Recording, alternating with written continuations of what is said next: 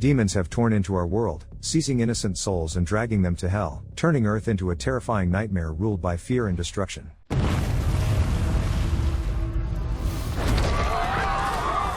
The story begins in a small cafe in Seoul, where a group of teenagers watches a disturbing video. On the screen, 3 ominous creatures mercilessly take a man's life. Some believe it to be divine punishment, while others dismiss it as a hoax or an elaborate prank. At a nearby table, Yomi-hoon anxiously watches the time on his wristwatch. As the appointed moment arrives, he squeezes his eyes shut, trembling with fear, yet nothing happens. Just as he starts to think it's over, a commotion erupts, and the very same demonic creatures burst into the cafe. With ruthless brutality, they descend upon him, beating him mercilessly. In sheer panic, he scrambles toward the exit, trying to escape, but the monsters quickly overtake him. Helpless and battered, Yomi-hoon meets his inevitable fate as the demons drain the life from his body before incinerating him in a blinding flash of light. All that remains is a charred skeleton and a handful of ashes. Then, just as suddenly as they appeared, the creatures vanish without a trace. The police launch an investigation into the bizarre murder, relying only on eyewitness accounts and fragmented video footage. The case is assigned to veteran detective Jin Kyung-hoon, who, along with his young partner, heads to the crime scene.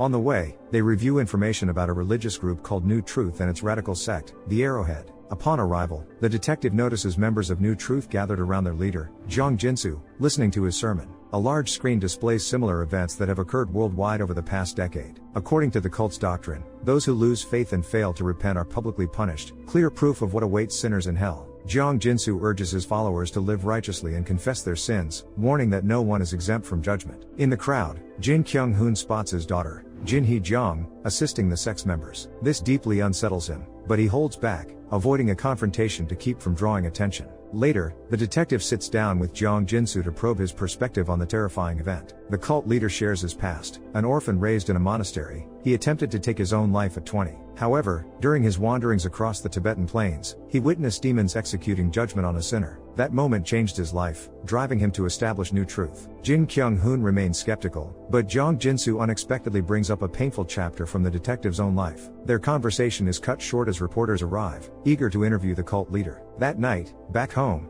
Jin Kyung-hoon wrestles with doubt. Could his personal experiences validate Jong Jinsu's claims? Years ago, his wife was murdered, but the killer received only 10 years in prison due to a mitigating factor, drug intoxication. Worse, for good behavior, he was released after just 6 years and now lives freely, unpunished. Overwhelmed by a sense of deep injustice, the detective begins to wonder, could there be truth in the idea that sinners are finally facing the consequences they deserve? Meanwhile, on the other side of the city, a humble market vendor, Park Young-ja, is on her way home. Her 2 children are preparing a surprise for her birthday. However, their family celebration is abruptly interrupted by a terrifying vision. Before her appears an angelic face, solemnly declaring that in 5 days, she will be sent to hell. At the same time, streamer Lee Dong-wook is broadcasting live, discussing the recent events in downtown Seoul. He claims this is nothing less than divine retribution and, as a devoted follower of the Arrowhead, urges everyone to repent immediately. Aware that the police are searching for the killers of Yomi-hoon, he insists that they are looking in the wrong place, not for criminals, but for the sins of the deceased, because demons do not punish the innocent. Writer Kim Kwang-jin openly criticizes New Truth and its fanatical followers, arguing that their actions are no different from the medieval Inquisition.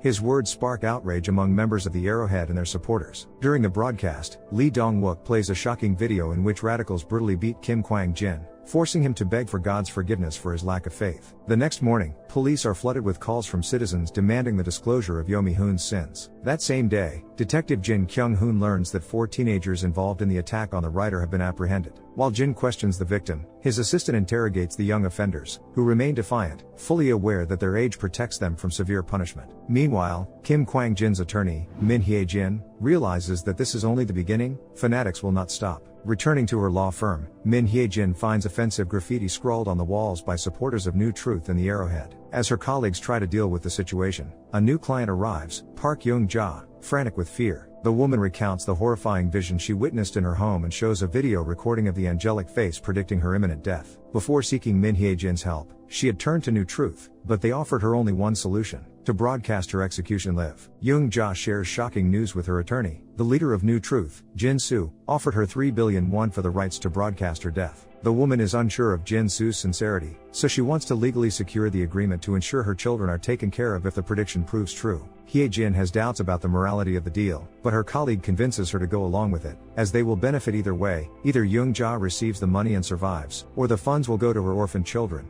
sparing them from poverty. After deciding to participate in the deal, the attorney involves the police to ensure Young-ja's protection. Later, Hye-jin cares for her cancer-stricken mother, and they discuss their beliefs in higher powers. The next morning, the police receive information about the upcoming broadcast and the involvement of the law firm in signing the contract. The police remain skeptical about demons and supernatural forces, focused solely on investigating crimes and finding the culprits. However, the analysis of the victims' remains leaves the investigation at a dead end, as experts determine that the fragments do not belong to organic beings, making it impossible to identify DNA or confirm a crime. Later, Detective Kan-hoon meets with Jin Soo and attorney Hye-jin. The three of them head to Young-ja's house to finalize the deal. New Truth accepts the terms of the contract with ease and immediately transfers the huge sum, shocking the attorney. She realizes that the organization has far more resources than she previously thought. During the conversation, Jin Soo probes into Young-ja's children, learning that they have different fathers. The cult leader persistently tries to uncover the woman's hidden sin, but the others stop him, seeing it as an invasion of her privacy and morality.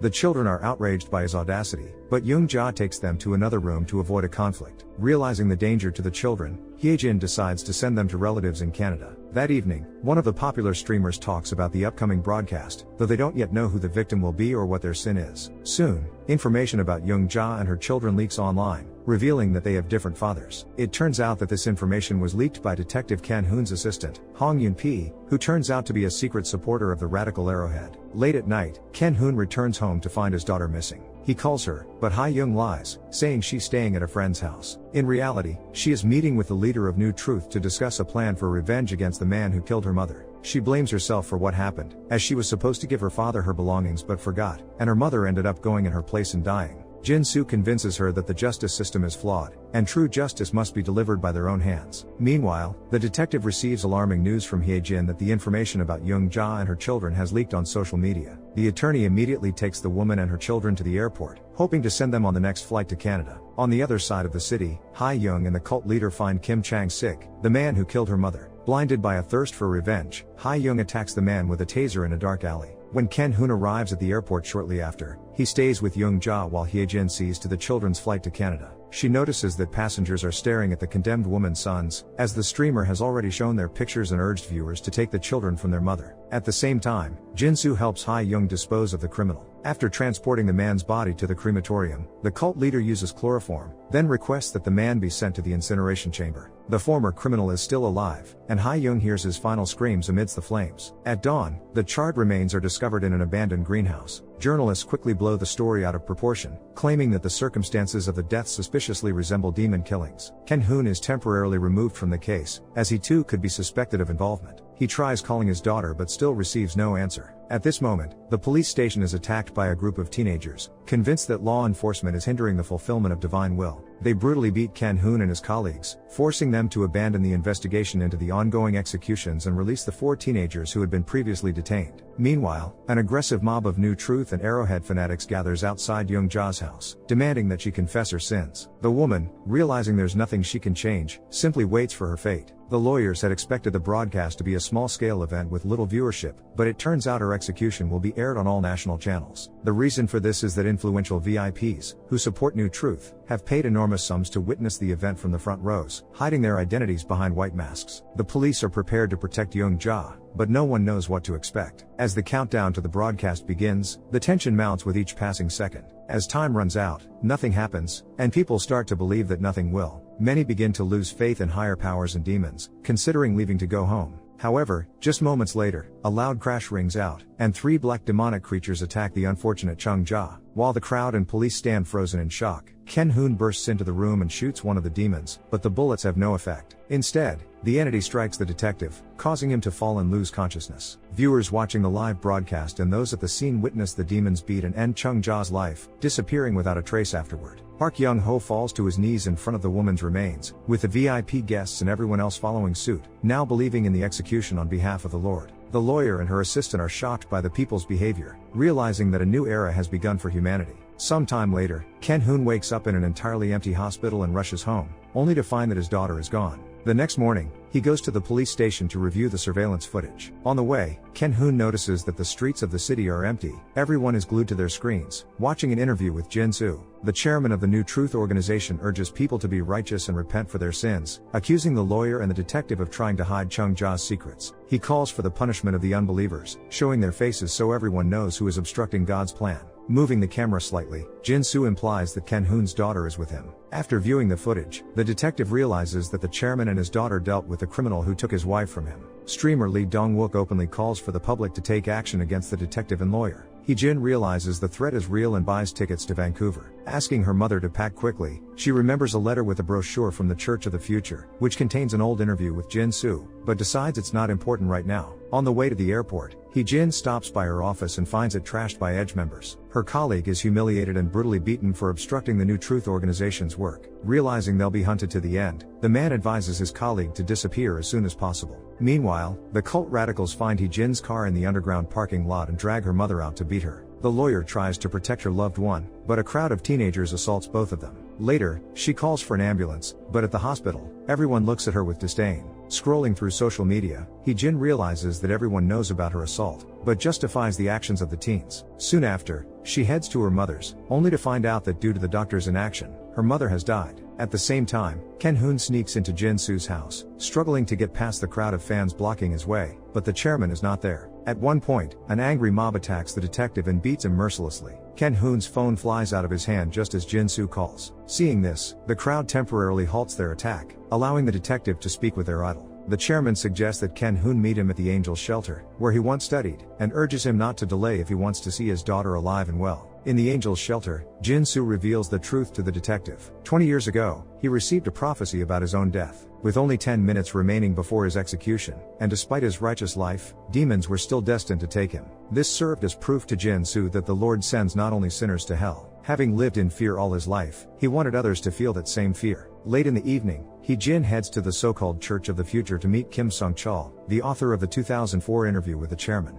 The lawyer learns the same information as the detective, but from Kim Sung-chul, and asks for a copy of the recording. However, the man deliberately deletes it. He also tells her that Jin-soo made him an enticing offer, allowing him to become the new chairman, but to do so, he must eliminate the lawyer. Kim Sung-chul cannot kill her himself, so he calls in the Radical Edge group. The lawyer tries to escape or resist, but a group of teenagers attacks her, brutally beating her and throwing her body into a ravine. Meanwhile, with only minutes left to live, Jin-soo gives Ken-hoon a choice. Either he films what's happening, exposing the new truth and their lies about righteous living and potential salvation, but in doing so, his daughter will end up in prison, or he remains silent and watches his death, accepting the new world order. Fearing for his daughter, the detective stays silent, watching as demons beat and drag Jin-soo to hell. Keeping his word, he buries the remains of the former chairman, ensuring that no one will ever know what happened there. Returning home, Ken-hoon is reunited with his daughter and, unable to hold back his tears, realizes that the world will never be the same again. 4 years later, the New Truth has grown into a powerful organization with global influence. The site of Jeong-ja's death is now a museum dedicated to the event. People are terrified of going to hell, so they publicly confess their sins and report one another. Kim Sung-chul delivers speeches on the need for absolute sincerity, causing even children to reveal the sins of their parents, who deserve punishment and a path to hell. In a TV studio, a documentary about the organization's activities is being discussed. A deacon is outraged, as the footage shows sinners in too pitiful a light. He orders the music to be changed and the focus shifted to highlight how the New Truth and the Edge organizations bring peace and order to the world. Producer Bae Young-jae is unhappy with the edits and expresses his strong disapproval of the radical organization.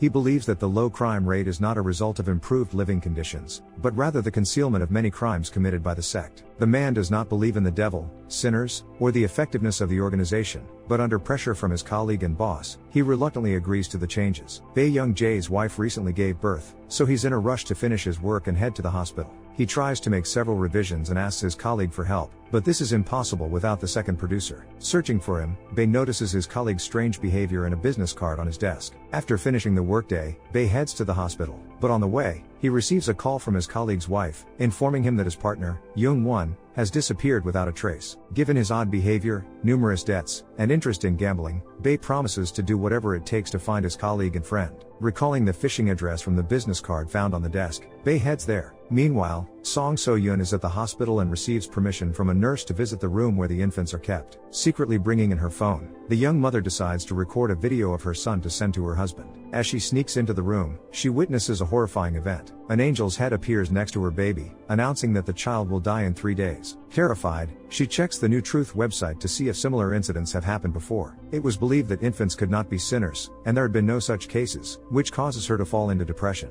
On his way, Bae is stopped by radicals from the Edge who interrogate the producer, trying to learn the purpose of his trip. Realizing he's working with the New Truth, they let him go but warn him about a broken headlight. Soon, Bae Young-jae finds Young-won, who has completely lost his mind and is about to jump into the water. The producer tries to pull his friend to shore, but Young-won confesses that he saw an angel who predicted his imminent death. Young-won does not want shame to fall on his family, so he turned to the secret organization Sodo, which helps people like him hide their deaths. Moments later, demons emerge from the water, chasing and torturing Young-won, extracting his soul and leaving only his charred remains on the shore. Shortly after, people from Sodo arrive, gathering the remains and other evidence that might reveal to the New Truth workers what happened. Among them, Bae recognizes the familiar Min Hye-jin, but before he can say or do anything, he is sedated by a tranquilizer shot. He wakes up in his car the next morning, with no memory of how he got there. Meanwhile, deacons from the New Truth are searching the shore for the body, and one of them finds the business card. Heading to the hospital, Bae meets his wife, who is in tears. Trying to understand what happened, the producer watches the video of the angel predicting the death of their newborn son.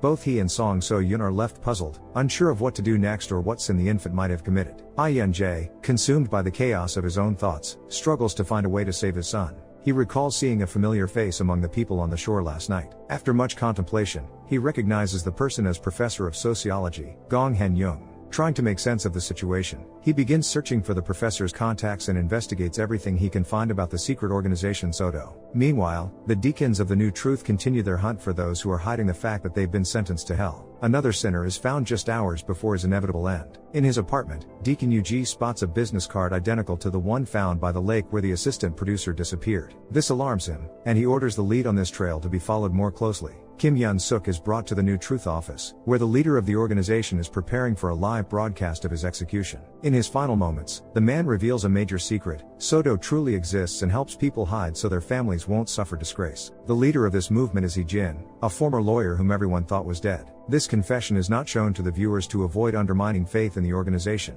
but the demons that appear in the broadcast, directly incinerating Kim Yun-suk, are. After the broadcast, the leader of the New Truth is furious. He realizes that Hee-jin and her allies may pose a threat to their entire order. He orders Deacon Yuji to eliminate anyone who opposes their will and bring in the Edge radicals to help. Young-jae meets with Professor Gong Hen-young, who agrees to help him make contact with Hee-jin. When they reach the Sodo hideout, the lawyer explains in detail that demons don't just take sinners. She is convinced that the truth must be revealed, but no one will believe it without proof. Hee-jin suggests a shocking idea to the producer, to film and publish the exorcism of an innocent child, so the whole world can see that this is not punishment for sins. Young-jae is stunned by this proposal and later learns that the sociologist's daughter was executed without sin. Enraged, he leaves the hideout, but keeps Hee-jin's business card, realizing that it might be his last chance. Meanwhile, the Edge group tracks down the professor. Creditor Kim Gun-bae falls into their hands, and under brutal torture, he reveals that Gong Hen-young is connected to Sodo. The deacons immediately send the radicals after him. An orchestrated car accident takes place on the road, resulting in Gong Hen-young's capture. He tries to negotiate, pleading for Kim Gun-bae's life, but his pleas go unanswered. The Edge radicals extract all necessary information from his navigator, and then cruelly dispose of the professor, burning his body in the crematorium.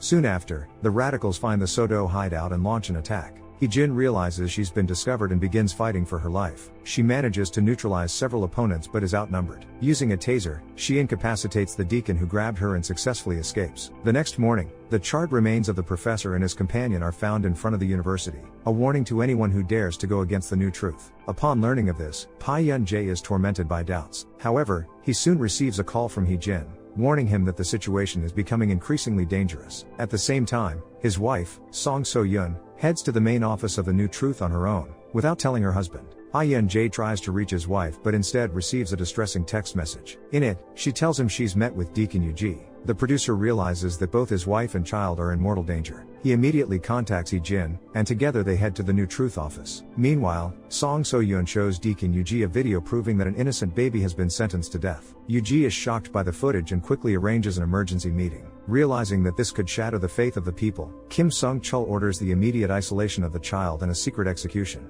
Hee-jin and Pai-yun-jae meet in an underground parking lot, where an ally is waiting to help them infiltrate the office. Using a distraction, they break through the security, causing chaos. In the ensuing fierce struggle, they manage to rescue the wife and child from the deacons. They escape and hide with Lee Dong-wook, a former edge streamer who became disillusioned with the organization and is now ready to help expose them. Meanwhile, Kim Sung-chul realizes that an information leak is inevitable. In a desperate attempt to save the power of the new truth, he contacts Lee Dong-wook. He reveals that he himself has been sentenced to exile, and his death is set to occur mere minutes after the baby's. Succumbing to manipulation, the streamer decides to correct the Lord's mistake and rid the world of the baby before the demons can take him. That night, Hee-jin decides to move the family to a new hideout, but Lee Dong-wook attacks them. He kills the escorts and tries to finish off the baby's parents, hoping to hide the child's remains and thus conceal the proof of the Lord's error. Pai-yun-jae fights him but receives a brutal blow and loses consciousness. Song So-yoon runs out into the yard with the baby, begging people to witness what will happen. The deacons rush toward her, hoping to stop the exposure. At the critical moment, the demons appear. Without hesitation, the parents shield their son with their bodies, sacrificing themselves to save him. The exorcism takes place, but the baby remains alive, further shocking the crowd. In panic, Lee Dong-wook tries to finish what he started, but his plans are thwarted when the demons take him instead. Hee-jin grabs the baby and flees. The crowd prevents the deacons from capturing her. In a fit of rage, Yoo-ji beats an elderly man, and that becomes the final straw. The police arrest him. The new truth loses control of the situation, but no one notices the most astonishing thing. Park Jeong-ja, executed 4 years ago, rises from her charred skeleton, returning to life. How do you face inevitability? When a crucial decision comes that will shape your future, how do you know what's right and what's wrong? Is it really a free choice if it leads to an inevitable tragedy? Let us know your thoughts in the comments. Don't forget to like and subscribe for more content. See you in the next video.